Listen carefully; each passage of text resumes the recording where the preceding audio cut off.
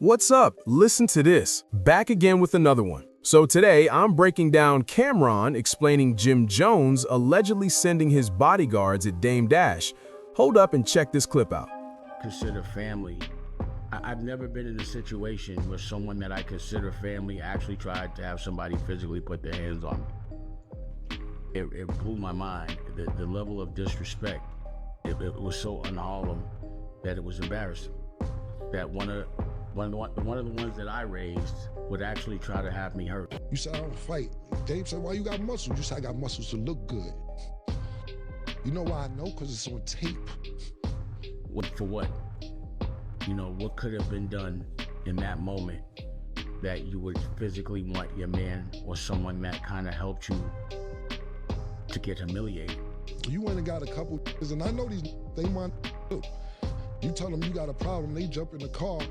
They don't know who you got a problem with. They get down there as Dame.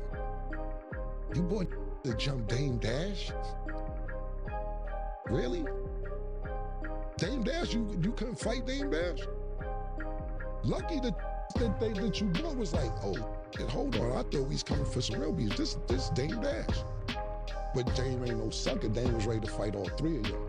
And then when Dame ain't realized, but Dame realized the other two wasn't doing it, he said, I want to fight you. You said, I don't fight. Dave said, why you got muscles? You said, I got muscles to look good. You know why I know? Because it's on tape. Did I put the tape out? Did I tell him, yo, put that tape out? Because Dame was stunned. Dame said, yo, get the off my block. Ain't about to do nothing. Dame was in downtown on Orchard Street acting like he was in Harlem and told, yo, get the off my block. I told him, don't put that tape out, man. It ain't worth it. It's this classic tale. It's always the friends that end up hurting each other the most. It's always your best friend. It's always the people you put on. And it's just, to me, systematically, it's been the behavior pattern within our culture is the people that we help the most and love the most and grew up with are the coolest with, supposed to be your best friends, are usually the ones that hurt you. It's always like that. And, you know, for me, civil war is always bad for business. The only people that gain are the people that are being entertained watching that have nothing to do with it. And, you know, I think, especially like us being from Harlem, it's just a big, a physical altercation and a public altercation is always a black guy for whatever neighborhood you're from when it's internal. And, you know, I heard what you know, a couple people called me about what Jim said about me. And I was like, I don't know, understand that. And then I heard what Cam said. You know, that was true. People asked me, it's been brought up. You know, Big Face Gary, he was appalled, but he was like, why didn't you ever tell us? You know, why didn't you ever tell us that he came to the block with his boys and you know, had to almost get into an altercation? It was really like, when someone that I consider family, I've never been in a situation where someone that I consider family actually tried to have somebody physically put their hands on me. Commentary like this really puts it into perspective, showing viewers that public confrontations aren't just about clout.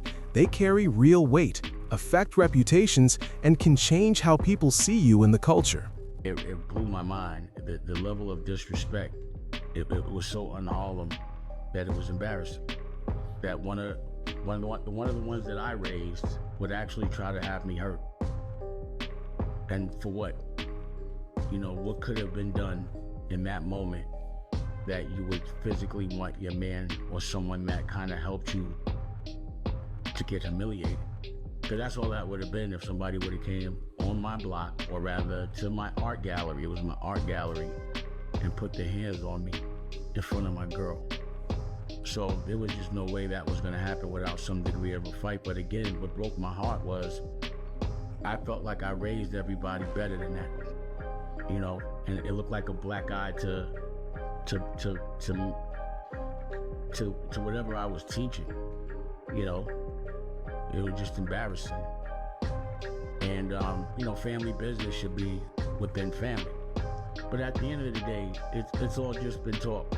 You know, we're all in our 50s, or I'm in my 50s. They must be getting about ready to get in their 50s.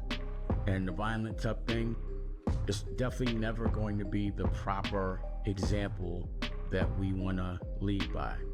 Like, I know the younger versions of ourselves would have been laughing at us like, yo, sit y'all old down. When we were younger, we always laughed at everybody older that was trying to act young or doing young things. So the tough thing has been over since the 40s, probably early 30s. It was like, you're too old to me to be tough like past 30, your early 30s. It's family time. It's time to invest in your future. It's time to do things that you want your children to do. And fighting amongst your friends 20, 30 years later, your best friends, the people that you fought with to get where you had to go, the ones that was broke with you and then got rich with you, and you fought, that's not the proper example. And I can't even say nothing because I've led by the wrong example. What's up? Listen to this.